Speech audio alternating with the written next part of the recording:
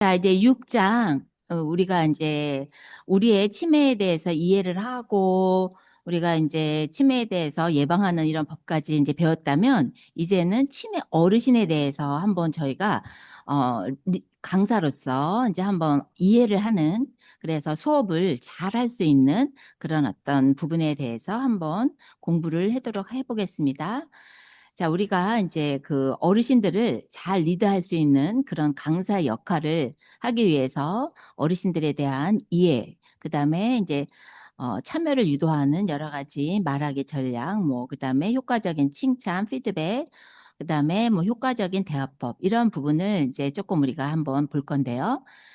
여기에 참여하신 선생님들은 대부분 교회에서 활동하시는 분들은 이런 부분은 잘 하시긴 하시더라고요. 그래서 오늘은 전반적으로 그냥 이론적인 부분 말씀드리고 다음 주에 가면은 이제 우리가 진짜로 어떤 하나의 그 재료를 갖고 뭐 이제 아니면 어플이라든가 아니면 지필 자료라든가 뭐 이런 것으로 우리가 수업을 진짜 실질적으로 어떻게 하는가 그런 것들은 다음 주에 전반적으로 모든 것을 다 한번 해볼 생각입니다. 그래서 다음 주에 이제 꼭 이제 실기니까 처음이자 마지막 실기 부분 꼭 참석해 주시고 오늘은 이제 좀 약간 이론적인 부분을 하도록 하겠습니다. 자, 우리가 인지훈련 지도사라고 하면은 일단 대상자가 경도인지 장애 혹은 뭐 이제 치매, 경증 치매 이런 분들 혹은 중등도 어르신들도 같이 있기는 해요. 근데 이제 인지훈련 지도사는 아무래도 경도인지 장애 대상이 많다고 했으니까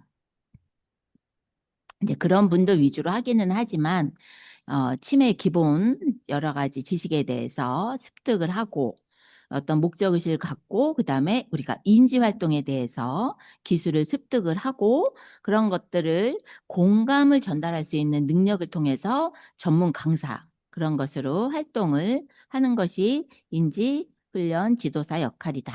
목표는 참여 노인의 인지 능력 향상이 되겠습니다. 자, 우리가 그러기 위해서는 어, 아이들을 가르칠 때는 아동의 심리를 알아야 되고 우리가 치매 노인을 이제 가리키는 대상이 될 때는 치매 노인의 심리를 이해해야 합니다. 우리가 치매 노인이다 하면은 우리가 이제 보통 그런 말을 많이 해요. 아우, 내가 치매 노인은 편하겠어. 그런 말을 하는 이제 우리 일반인들이 이제 가족이 그렇게 얘기를 하거나 뭐 이제 우리가 그렇게 얘기를 할 때는 그분들의 심리는 뭐냐? 너무 수발이 하기가 힘드니까 그러시긴 하겠죠. 그런데 정작 치매 노인이 물론 개 중에는 이제 좀 약간 예쁜 치매 뭐 그다음에 조금 편안한 치매 이렇게 그런 분들이 좀 있어서 뭐 치매 노인이 되면 아무것도 모르고 얼마나 세상이 편할까 이렇게 생각을 할 수도 있지만 우리는 이제 치매 노인의 심리가 이런 6가지의 특징이 있다라는 것을 좀 이해를 하셔야 됩니다. 인지 기능은 저하되어도 감정은 살아있다. 불안감이 크다.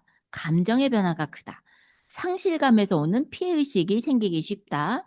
자발성 저하와 우울감이 증가된다. 공격적 태도로 변하기도 한다. 이런 부분 다 우리가 이제 공부한 부분이죠. 어, 그 치매 어르신들을 이렇게 표현을 한번 그림으로 이런 그림이 있는데 너무 어울리는 그림이라서 가지고 왔어요. 어떤가요? 굉장히 고독과 우울과 그런 참 쓸쓸함과 어려움이 가득한, 고난이 가득한 그런 부분이죠. 허리도 굽고, 어깨도 굽고, 그다음에 몸은 지탱하기 힘들고, 네, 그렇습니다. 자, 우리 감정에 대해서 한번 심리에 대해서 하나하나 조금 그래도 살펴볼게요. 인지 기능은 저하되어도 감정은 살아있다. 그렇죠. 우리가 인지 기능이 저하된 게 치매니까요. 그런데 제가 첫 시간에 뭐라 그랬어요?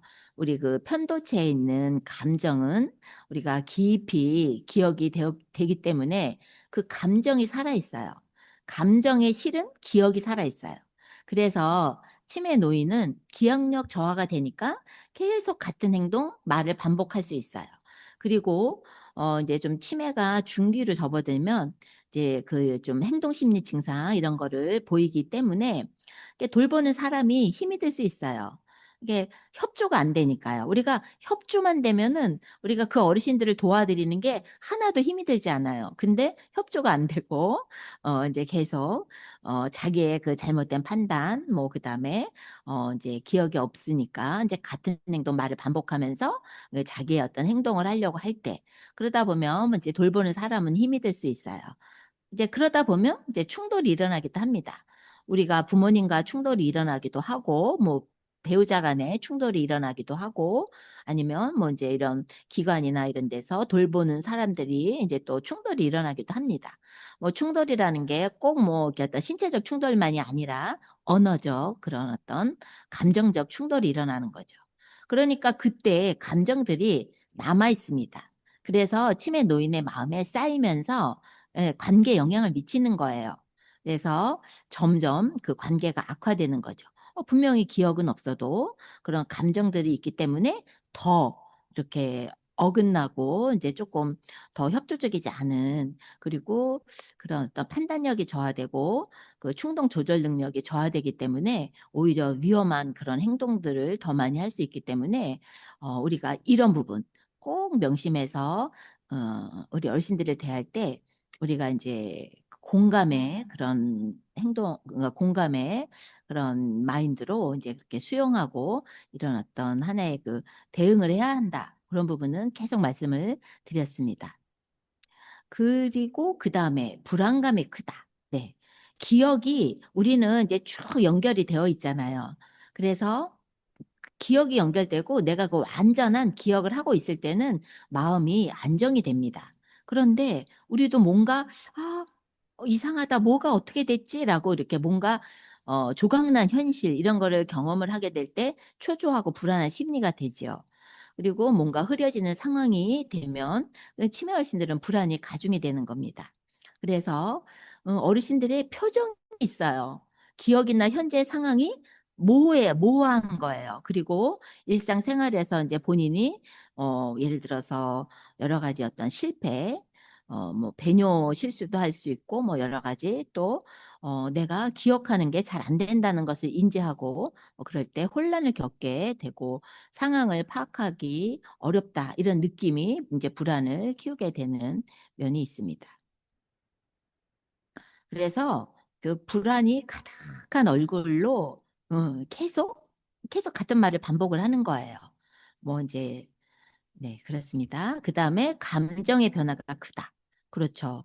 저희가 감정을 통제하는 것이 어디죠? 전두엽입니다. 전두엽에서 우리가 이제 감정을 이렇게 컨트롤하고 그다음에 이제 모든 판단력이라든가 뭐 기억력이라든가 이런 부분들이 다 이렇게 감정을 컨트롤할 수 있는데 이런 부분들에 대해서 판단력에 장애가 있기 때문에 정확한 이해도 어렵고 불안한 마음에서는 평온한 마음을 유지하기가 어려워서 또 충동 조절 장애로 이런 이제 사소한 것에도 이제 폭발적인 감정 그런 것들을 표출하게 됩니다. 그래서 우리가 어떤 이렇게 좀 불안이 막 이렇게 있는 어르신들에 대해서 어떤 단순하고 반복적인 어떤 행동을 할 때 그것에 대해서 우리는 아니까 그것에 대해서 조금 어 이렇게 사실적으로 이렇게 좀 공감하지 않고 이렇게 딱 표현을 해줄 때는 그 어르신들이 감정에 이렇게 폭발하게 되는 경우도 있다라고 할 수 있습니다. 그리고 이제 우리가 보통 그 치매의 가장 또 특징이 피해망상이잖아요. 그런 피해망상이라는 게 왜 올까? 그런 거의 원인을 이렇게 좀 살펴보면 상실감이 있다라는 거예요. 이게 왜냐?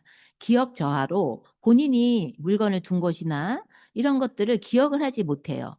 그런데 본인이 기억이 온전하지 못하다는 인식은 없으니까 이제 그동안 뭔가 내가 소중하게 생각해온 물건 혹은 뭐 이런 돈 이런 부분들을 잃어버렸다라는 그런 이제 상실감이 커지는 거죠. 그러면서 피해의식과 함께 존재에 대한 불안감 그러면서 이제 피해의식의 심리가 커진다라고 하는 것이 심리 이제가 되겠습니다. 자발성 저하와 우울감이 증가된다.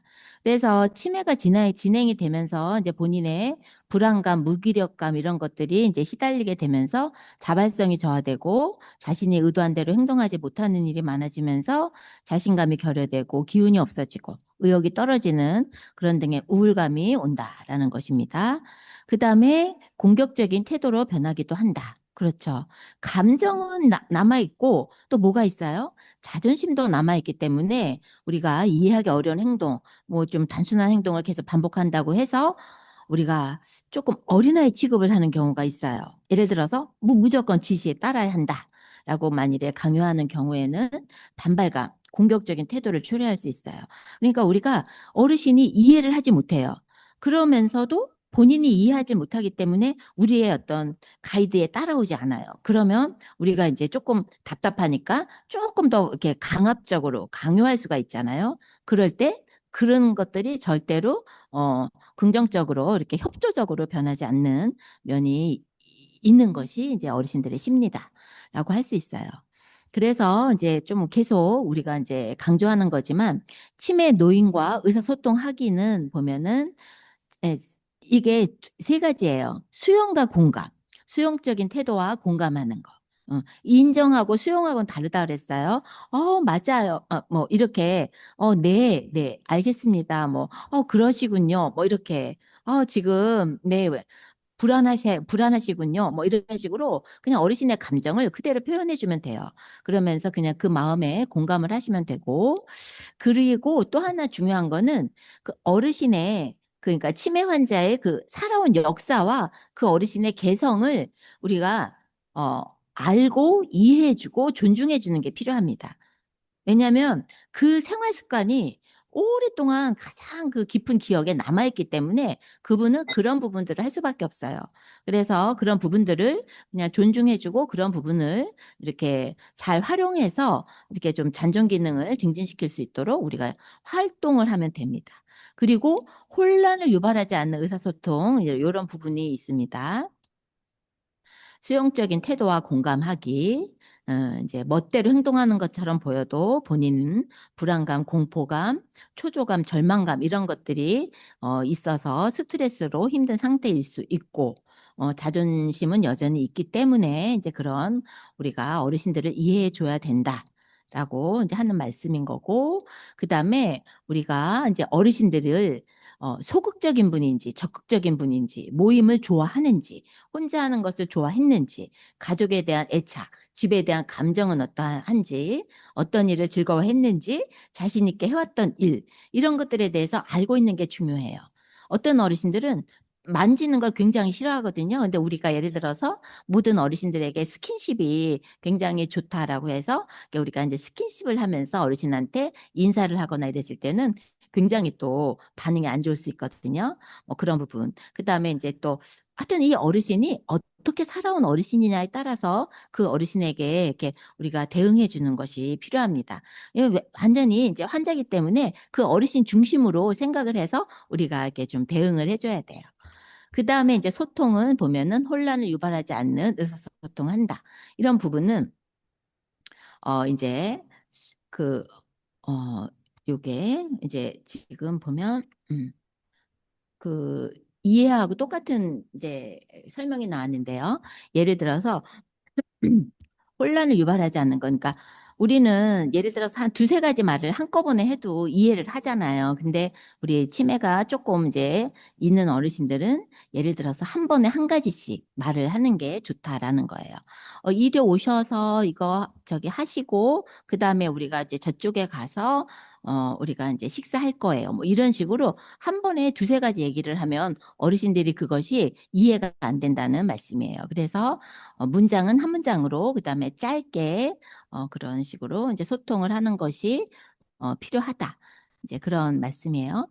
그래서 우리가 이제 이런 것들을 수업을 할 때 어르신들이 아니면 이제 우리가 어떤 한 개인을 이렇게 뭔가 케어를 할 때 이런 부분을 잘 이제 이렇게 체크하시면서 이제 그렇게 대응을 이제 관계를 맺어 가시면서 그다음에 이 부분은 이제 또 효율적으로 관계 형성을 하는 방법에 대해서 다섯 가지를 이제 말씀을 드리는 건데, 그러니까 가장 뭐니 뭐니 중요한 것이 라포 형성이라는 거죠. 관계를 성공적으로 이루려면 이제 무엇보다 라포 형성이 중요합니다. 그래서 우리가 라포 형성을 하는 방법은 뭐예요? 어르신들에 대해서 끊임없이 수용해주고 관심을 보여주고 그다음에 존중을 보여주고 그러면서 그 어르신의 감정에 제가 그런 어떤 하나의 인정을 이렇게 좀 받는 것이 되는 거예요. 그래서 어떤 신뢰감이 형성이 되고 그러면서 라포 형성을 하는 게 중요합니다. 그러면 나머지는 거의 이제 잘 돼요.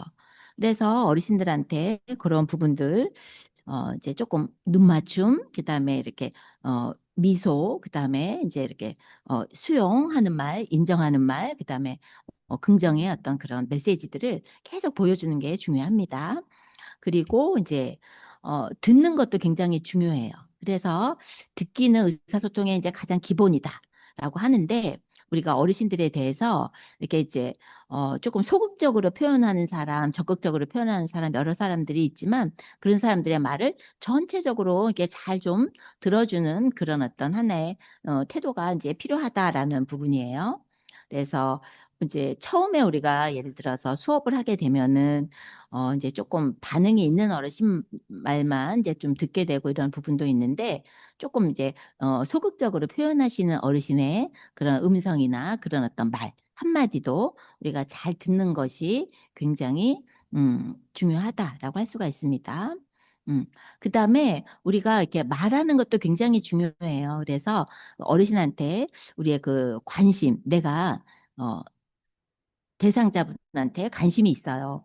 이제 그런 것들을 표현하는 거기 때문에 이제 적절하게 말을 하기는 굉장히 중요합니다. 그래서 조금 어, 이렇게 전체적으로 이렇게 좀 어, 눈 마주치면서 이렇게 조금 어떤 그 어떤 좀 특이한 행동을 하시는 어르신들의 어떤 그런 특징들을 좀 수용적인 표현으로 해서 좀 말씀하시는 것도 좀 중요합니다. 그러니까 예를 들어서 이게 조금 별로 말을 안 하시던 어르신이 뭐 또 어떤 상황에서는 탁 말씀을 하셨을 때, 그런 거 말씀하신 거에 대해서 굉장히 격려를 하고, 굉장히 이렇게 좀, 우리가, 내가 어르신한테 그만큼 관심이 있었다. 이런 것들을 표현해 주는 게 굉장히 중요하다라고 이제 말씀을 좀 드리고요.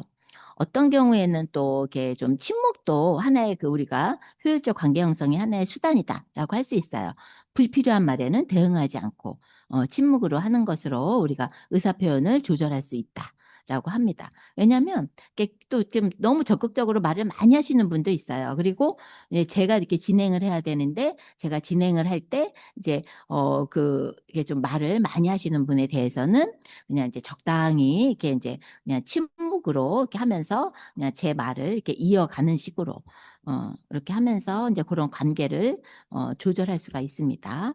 그리고 이제 수용. 눈을 맞추어 이제 웃는 얼굴로 이렇게 등을 쓰다듬거나 이제 스킨십을 보여주는 이런 수용. 그래서 어르신들 할 때 이렇게 좀 이게 이렇게 이제 좀 뭐랄까 다니면서 이렇게 좀 어르신들을 이렇게 하나하나 하는 수업들을 이렇게 좀 보면서 그럴 때 이제 어르신들한테 그런 어떤 스킨십과 이렇게 어떤 이렇게 눈을 맞추고 웃는 모습, 뭐 그다음에 그런 그런 표현들로 이제 수용을 보여주는 건데 그래도 또 어르신의 특징에 따라서 또 이제 그것이 또 이제 좀 안 되는 어르신들은 이제 또 조심스럽게 다가가야 된다 하는 면들을 이제 말씀을 드릴 수가 있겠습니다. 그래서 이제 한번 인지훈련 지도사의 전문적인 태도와 실천 기술이라는 이제 제목으로 우리가 한번 어르신이 이제 수업을 할 때 어떤 행동을 할 때 우리가 어떻게 평가를 이제 어떻게 대응을 해야 되느냐 그런 부분을 좀 제가 좀 정리를 했는데요. 이게 뭐냐면 우리는 이제 즉각적인 평가를 할 수가 있는데 이 평가 대신에 반영학이라는 이런 이제 하나의 그런 언어적인 기술이 있다라고 할 수 있어요. 반영하기는 말을 잘하는 기술이 아니라 어르신의 마음을 먼저 이렇게 붙잡는 기술이다라고 이제 할 수가 있는데 이게 뭐냐면 우리가 일상생활 속에서도 반영하기를 잘해서 말을 하는 사람하고는 대화가 굉장히 조금 편안하고 내가 수용적인 느낌이 들어요. 그래서 판단이나 설명이나 설득 이런 것이 아니라 그냥 나의 느낌을 말로 대신 표현해 주는 것, 이런 것들이 이제 반영학인데 예를 들을 수가 있습니다. 예를 들어서 어르신이 이렇게 말을 할 수 있어요. 이거 내가 아까 했잖아. 왜 또 하래? 라고 이제 어르신이 말을 만일에 했다고 하면은 우리가 이제 즉각적으로는 이렇게 대응을 할 수가 있어요. 우리 이제 선생님들이 어, 이제 지금 내가 이거 했는데 왜 또 하래? 라고 했다면 우리 어르신, 선생님들은 어떻게 대답을 하시겠어요? 만일에 이제 내가 이게 어떤 어르신들의 그룹을 지도하고 있는데 어르신이 이렇게 말을 했을 때 나는 어떻게 말을 했을까? 아이고, 가만히 있어보자. 가만히 있어보자. 음.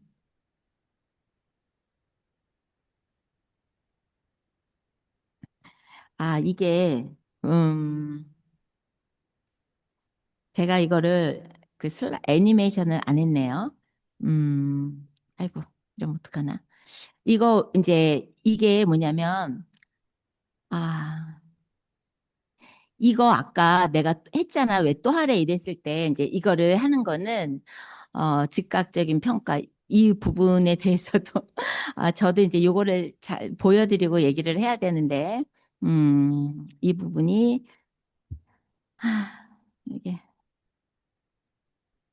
문제가 없어요. 언제 하라 했어요. 이렇게 즉각적 평가할 것 같아요. 어떻게 다시요? 말씀해 보세요. 잠깐만요. 요거를 제가 그렇구나.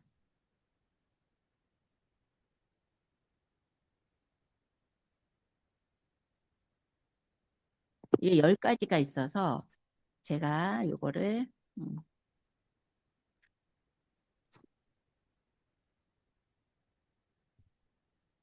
아니에요. 아까 안 하셨어요. 지금 헷갈리신 거예요. 우리 이렇게 말할 수 있지 않아요? 그런데 네. 그렇게 하는 거는 이제 즉각적인 평가로 해서 어르신들이 그래? 뭐 그러면은 이제 어떻게 어르신들이 방법이 없다는 거예요. 그러나 어르신들이 이거를 아까 하신 것 같아서 답답하셨나 봐요 하면서 이거 또 하려니까 답답하셨나 봐요. 같은 걸 또 하는 느낌이 드셨나 봐요. 이런 식으로 그 어르신에 대해서 감정에 초점을 두면 이 어르신이 정리가 되면서 이 마음을 이렇게 수용이 되는 느낌으로 이거를 다시 할 수 있다는 거죠. 저도 이런 것들을 잘하는 사람이 아니라서 제가 정말 이거를 보면서 그렇구나. 이제 물론 어르신들한테 그 공감과 수용이라는 기본적인 어떤 자세를 갖고 하기는 하지만 이거 너무 어려워. 난 이런 건 못해. 라고 할 때 즉각적인 평가는 어떤 거예요? 어렵지 않아요. 이거 해보면 다 하세요. 근데 우리가 어투도 굉장히 중요해요. 그러니까 이게 반영하기로 하고 즉각적인 평가로 말을 하는 게 내용이 다르지만 그래도 이제 즉각적인 평가를 한다고 해도 말을 조금 어투를 부드럽게 하면은 다를 수는 있긴 하지만 그래도 어렵지 않다 이러면은 어르신 입장에서는 나는 어렵다고 한 건데 그죠? 어, 즉각적인 평가 이런 거는 별로 바람직한 대응이 아니라는 거죠. 그럼 어때요? 너무 복잡하게 느껴지시는군요. 하면서, 이거 좀 어렵게 느껴지시는 거예요. 뭐 그런 식으로. 못할 것 같다는 생각이 먼저 드셨나 봐요. 뭐 이런 식으로. 음. 우리 선생님들 중에서 뭔가 이런 것들, 나는 이렇게 말하면, 더 좋을 것 같아. 라고 말씀을 하실 수 있는 분들은 말씀을 한번 해주셔도 돼요. 그 다음에 또, 왜 나 자꾸만 틀리게 해? 이렇게 할 때, 우리가 어르신만 그런 거 아니에요. 다들 틀려요. 이렇게 말할 수도 있잖아요. 근데 그런 것보다는 혼자만 뒤처진 것 같아서 속상하셨겠어요? 뭐 속상하시겠어요? 계속 틀리는 느낌이 마음에 남았나 봐요. 이런 식으로 말을 하는 게 반영학이라는 겁니다. 음. 선생님들 느낌은 어떠세요? 자, 그 다음에 네 번째. 어르신이 집에 가야 해. 내가 여기 있으면 안 돼. 이렇게 하실 수 있거든요. 그럴 때 우리가 아니에요. 여기 계셔야 해요. 지금 갈 수 없어요. 라고 얘기하는 것보다는 집이 많이 가고 싶으시죠? 여기가 지금 편하지 않게 느껴지시나 봐요? 이렇게 말을 하는 것이 반영하기 말을 하면서 불안을 낮춰준다는 말이랍니다. 그래서 이제 그렇게 우리가 반영하게 말을 하는 것들이 우리가 정말 중요하고, 그런 반영하게 말을 잘했을 경우에는 어르신들의 감정을 굉장히 불안을 낮추어 줄 수 있다. 이렇게 말씀을 하시는 거고요.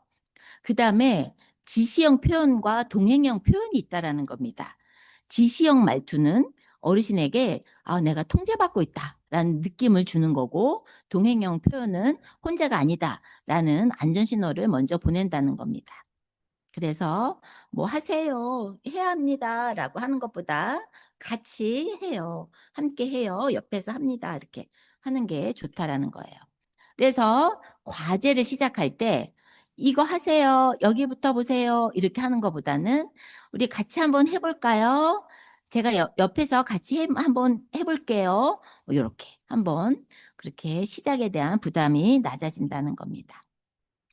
그 다음에 요거는 집중이 흐트러질 때 요 부분에 대해서 다행히 요게 제가 하나 집필 자료를 하나를 이렇게 해드렸는데, 이게 뭐냐면 그 어르신이 같은 위치에 가위를 배치하는 하나의 그 과제를 집필 자료를 할 수가 있어요. 그래서 요런 하나의 이제 집필 자료와 함께 오리기 자료, 사과 6개, 감 5개가 있는 것을 나눠주고, 그 다음에 이제 여기 1번에 3번에 이제 4번에 이렇게 각각 사과, 감 이렇게 이제 붙이는 이런 하나의 이제 작업을 할 수가 있는데, 이런 부분에 대해서 우리가 이제 집중이 흐트러질 때 지시형은 어떤 거고 동행형은 어떤 것일까?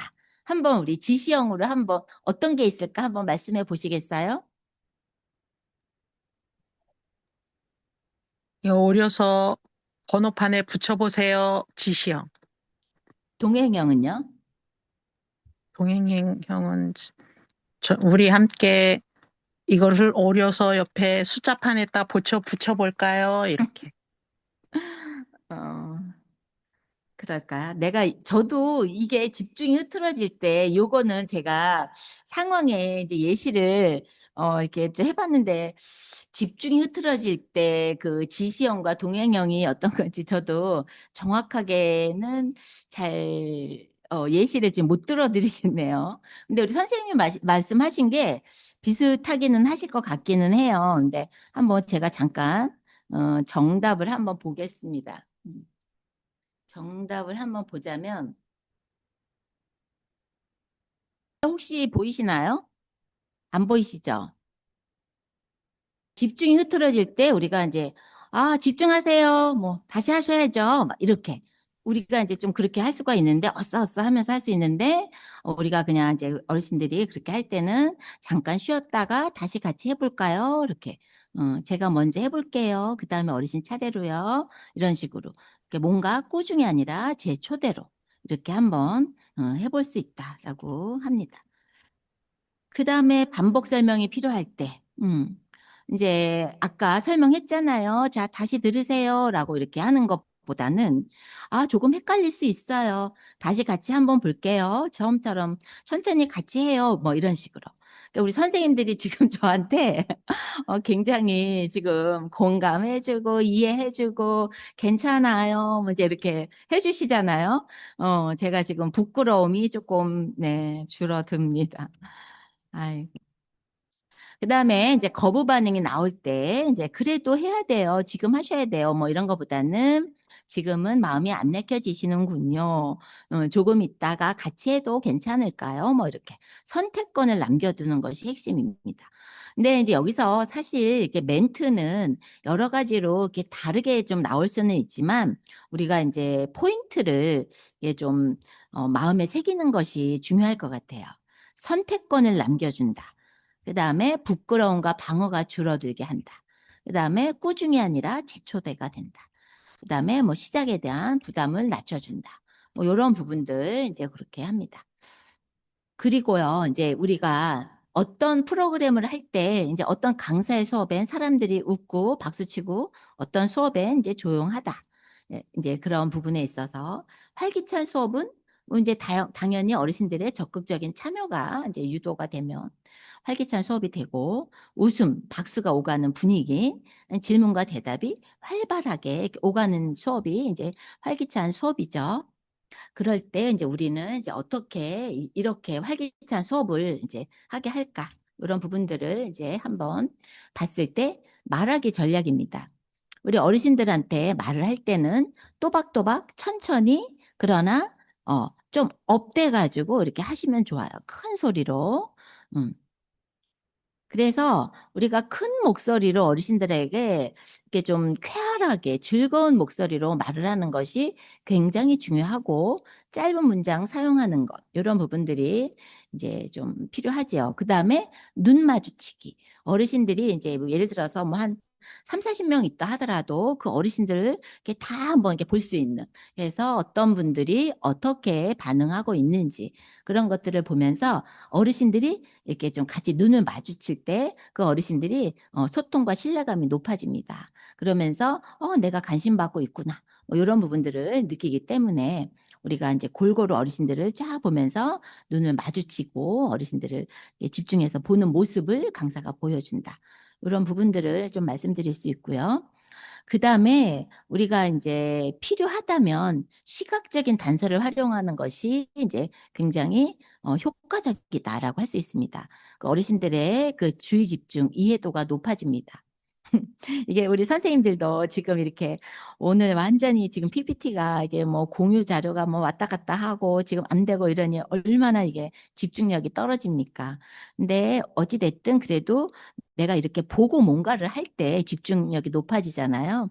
그래서 이제 어르신들에게 수업을 할 때 이게 주의 집중과 재미와 흥미를 이끌어낼 수 있는 그 어플을 이제 저희가 개발을 한 것이 있습니다. 그래서 우리는 이제 그것으로 수업을 하는 거예요. 예, 우리가 뭐 예를 들어서 PPT를 만들어서 이제 PPT를 가지고 수업을 한다? 이것은 너무너무 어려운 작업입니다. 어려운 작업이고 힘들어요. 그래서 우리가 PPT를 우리가 이제 그러니까 코딩을 해서 게임으로 만들어서 우리가 이제 그렇게 이제 어르신들하고 이렇게 게임처럼 수업을 할 수 있는 그런 어떤 시각적 단서 활용이 되면은 어르신들을 이제 굉장히 수업을 하는데 집중을 시킬 수 있다라고 할 수 있고요. 그리고 우리 보면 대부분 이제 뭐 사회복지사라든가 요양보호사들이 교회에서 그 어린이부에서 활동을 했다든가 뭐 이렇게 어떤 봉사활동을 하신 분들은 이런 것들을 너무 잘해요. 잘하긴 하는데 이제 그렇지 않은 사람들이 이렇게 좀 약간 모노토너스하게 단조로운 말로 이렇게 하게 되면 이게 집중이 안 됩니다. 그래서 강약을 조절하면서 이렇게 조금 이렇게 집중을 하고 리듬감 있는 말투를 해야 이렇게 우리 이렇게 좀 더 듣기가 재미있고 좀 집중력이 높아지면서 이렇게 좋은 수업이 됩니다. 그래서 좀 그런 어떤 리듬감 있는 말투가 중요하고 그다음에 손짓, 몸짓의 중요성도 이제 있습니다. 적절하게 제스처를 사용을 하면 더 생생하게 전달을 하도록 하고 그다음에 또 이 에너지가 있어요. 강사의 에너지가. 강사의 에너지가 수업의 온도를 결정합니다. 그래서 제가 이제 오늘은 정말 이게 사실은 이게 좀 처음 이렇게 온라인으로 이렇게 지금 요런 이론적인 부분을 하다 보니 요 부분, 치매 관련된 부분 말고 요 부분에 대해서 오늘 참 실수가 많았는데 이제 그 전까지 제 생각을 해볼 때 제가 우리 선생님들한테 정말 진심으로 치매에 대해서 이렇게 잘 이해할 수 있도록 이렇게 얘기해 주려는 그 열정, 그 에너지 그런 걸 느끼시면서 정말 수업이 뭐 제가 조금 부족한 부분이 있다 하더라도 정말 뭐 재밌어요, 좋아요, 이해가 잘 됐어요. 이렇게 좀 긍정적인 피드백을 주시잖아요. 그래서 항상 이렇게 뭔가 강사 열정, 에너지는 이렇게 이제 어떤 대상자들에게 전염도 되고 그 밝은 표정, 적극적인 태도는 어르신들의 참여도를 높인다라고 할 수 있습니다. 그리고 이제 좀 이거는 다 잘 아시는 부분이에요. 그러나 이제 조금 한마디씩 정리해 보자면 구체적으로 칭찬을 한번 하는 것이 그 어르신들과 1대1. 우리가 뭐 많은 분들이 있어서 뭐 이렇게 온라인으로 진짜 우리 선생님들을 볼 수는 없지만 예를 들어서 오프라인으로 우리가 수업을 할 때는 정말 한 분 한 분 다 구체적인 칭찬 뭐 여러 가지로 그냥 이렇게 오늘은 처음부터 끝까지 집중을 잘 하셨네요. 뭐 이런 식으로 막연하게 그냥 말하는 것보다 어르신이 잘한 포인트. 오늘은 막 색감이 너무 예쁘네요. 뭐라든가 등등. 뭐 이렇게 여러 가지로 이렇게 조금 칭찬을 구체적으로 하시라. 이런 부분들이 이제 너무 이제 좋다. 라는 겁니다. 즉시 행동 직후에 즉시 반응해서 효과를 극대화하라. 즉시성. 그다음에 이제 이름을 좀 한번 또 불러주면 너무 좋아하시더라고요. 말씀 어르신 너무 잘하셨어요. 뭐 이렇게. 그다음에 미소와 제스처 이런 것들이 정말 중요해요. 근데 우리가 잘 웃지가 않는 분들도 있어요. 그러면 항상 그래도 강사를 오랫동안 하고 잘하시는 분들은 항상 미소와 제스처 이런 것들이 풍부합니다. 그다음에 이제 부정적인 반응 다루는 데 있어서 실수했을 때 괜찮아요. 다시 한번 해보면 되죠. 참여하지 않을 때 기다릴게요. 언제든 참여하고 싶으시면 손만 들어주세요. 그러니까 어르신들에게 선택권을 준다. 이런 말씀인 거죠. 그다음에 질문형 피드백 뭐 이런 부분들. 이건 좀 어려웠죠? 뭐 어떤 부분이 헷갈리셨어요? 뭐 이렇게 좀 단순한 지적보다는 질문을 통해서 생각할 기회를 제공을 하자. 뭐 이런 부분들이 이제 그 수업을 이제 우리가 갈 때 이제 계속 이렇게 진행이 될 때 몰입도와 그 어떤 관계 형성을 이제 점점 증진시키면서 몰입도를 2배로 높일 수 있다. 뭐 이런 부분들 되겠습니다. 그다음에 강사의 감정 조절과 공감력 이런 부분들이에요. 어르신 반응에 실망하지 않기. 예를 들어서 우리 어르신들 중에는 이게 좀 우울증이 있는 분이 있다거나 이제 그다음에 이렇게 무관심한 그런 것도 이제 좀 있을 수 있어요. 무표정, 어떤 것들에 대한 반응을 하지 않을 수가 있습니다. 그래서 그런 반응이 없는 부분이 표정이 없거나 뭐 이랬어도 내면에 참여가 있을 수 있고 뭐 이제 그러니까 혹시 외부적 반응이 없다 그래서 조금 이렇게 실망하거나 뭐 이럴 필요는 없다. 이제 그렇게 좀 생각을 해주시면 되고 그다음에 이제 지나친 감정이입보다는 안정감을 전달해 주자.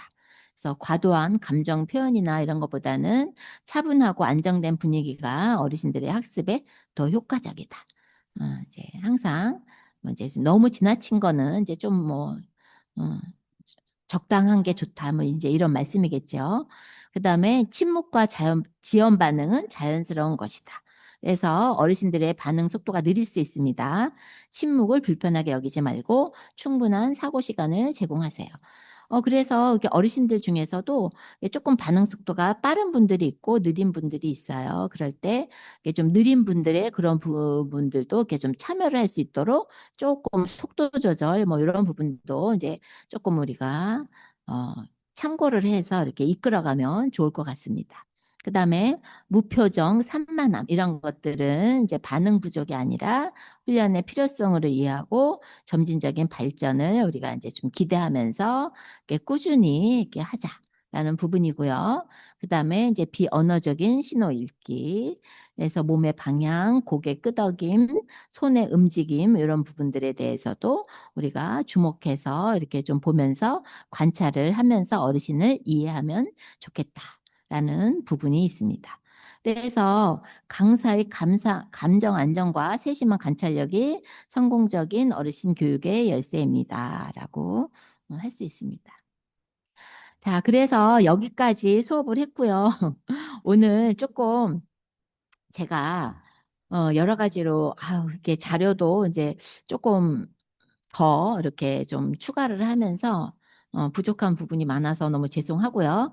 대신 이제 다음 주에는 오늘은 제가 이제 그동안 그 부족한 부분이나 이제 혹시 이렇게 우리에게 서로 이렇게 조금 이야기 나눌 부분에 대해서는 이제 질문 시간을 갖기로 하고요.